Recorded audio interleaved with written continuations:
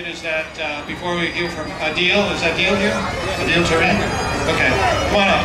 One thing I want to mention is that the Frederick County Public School Systems, besides their policy, uses language like assigned at birth.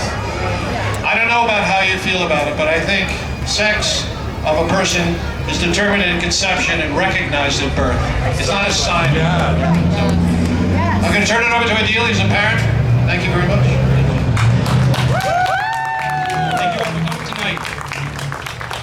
We live in a land where if a teenager, young man or woman, 15, 16, 17 years old, wants to get a tattoo, permanent ink on their body, the law will say, no, that's not allowed. You're too young. Even if you're 20 years old, no longer a teenager, and you want to purchase alcohol or cigarettes, the law will step in and say, you're too young to make this decision. If a minor wants to go to a cosmetic doctor and says, I want to look more beautiful, perform this surgery to my face so I can look better, or my body look better, the doctor will say, no, you're too young. Parents will say, society will say, no, you're too young. They say this, rightfully so. This is valid and good.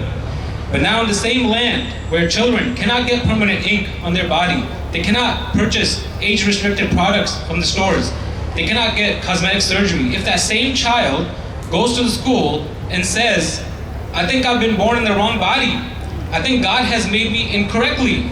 If that child says, I want to be of a different gender and take drugs to block my biological process of blossoming into a beautiful human being, the school is going to welcome and embrace. And in case the parents say, no, you're too young, you're only 10, 13, 15 years old, how did you make this decision? We will find the schools to be against the parents. I ask you, what logic and reasoning is that? How can the school find itself siding against the parents? Never in history has that happened before. I believe every single child deserves to feel safe, respected, and valued. This belief does not conflict with parental rights. It in fact empowers it. I ask the board to put yourself in our shoes and imagine if you were the parent who was excluded from knowing what's happening with your child at school. How would that make you feel? I urge the board to abolish Policy 443 because it violates parental rights and destroys a crucial bond between children and their parents, especially regarding sensitive topics about their child's mental and physical health. Thank you. Yeah.